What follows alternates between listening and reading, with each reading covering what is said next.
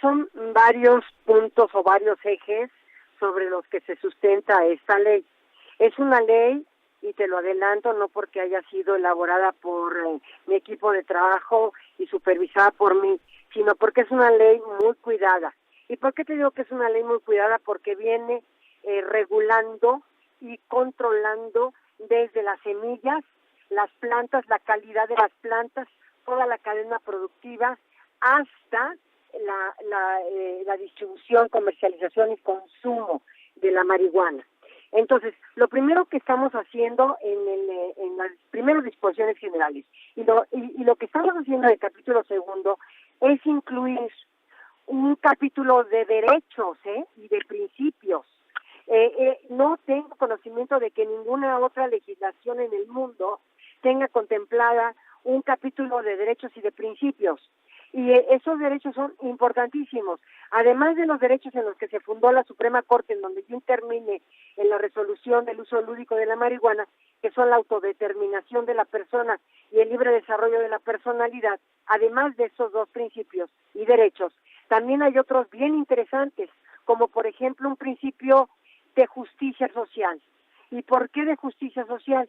Porque hemos pensado que estos grupos vulnerables de campesinos que tradicionalmente habían sido combatidos, incluso criminalizados, y algunos de ellos están ahorita privados de su libertad, son grupos de que en una justicia social pues vamos a considerarlos como prioritarios para que obtengan licencias por parte de un instituto que se esté creando de la regulación y control de la cannabis. Entonces es un principio de justicia social. Hay un principio también de una perspectiva de género, un derecho y un principio de perspectiva de género, y tú me vas a decir, bueno, ¿cómo la perspectiva de género aquí? Bueno, la perspectiva de género cobra muchísima relevancia. Vamos a ver a estas pobres mujeres que son las que transportaban drogas en alguna mochila y que están en este momento privadas de su libertad, algunas de ellas ni siquiera hablando español. Otras, por ejemplo, también, ¿por qué no decirlo? Hay una diferencia cuando una mujer va y adquiere un carrujo, ¿verdad? Una droga y no es bien vista, y es menos mal visto un varón que adquiere una droga, ¿no? Ahí también tenemos un tema de perspectiva de género. O cuando la comercializa, vamos a suponer que ponga una comercializadora con la licencia del instituto una mujer, no es lo mismo que la ponga un hombre. O sea, hay temas de perspectiva de género que están también presentes siempre. Otra es la perspectiva multicultural.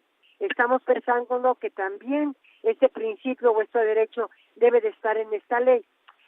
Y desde luego el eje rector es que el instituto, es decir, un instituto estatal, es el responsable desde la producción hasta la comercialización y venta de la cannabis, a través de permisos, a través de licencias para su comercialización y su producción. Otro tema importante es que estamos considerando que para consumo personal puede producirse en los domicilios hasta 20 plantas para consumo personal, recreativo de la cannabis. Si hay necesidad de plantar más de 20, entonces estamos hablando de que se requiere una licencia o una autorización. Vamos a suponer que uno de los integrantes de la familia tenga alguna enfermedad que requiera mayor número de dosis de cannabis. Bueno, pues entonces se solicita la autorización y se puede plantar el número de plantas que se requiera para la satisfacción de una enfermedad. Y desde luego hay una prioridad para que las sociedades cooperativas, sobre todo estos campesinos, puedan obtener las licencias prioritariamente a través del instituto. Es una rectoría del Estado,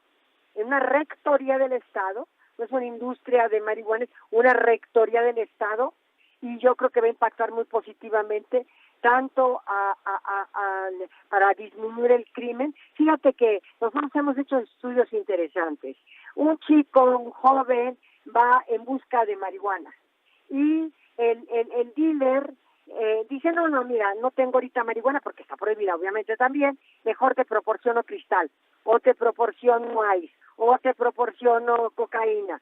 Entonces fíjate, va a buscar una droga que es verdaderamente menos dañina, y incluso me han dicho que hasta menos dañina que el propio alcohol, ¿sí?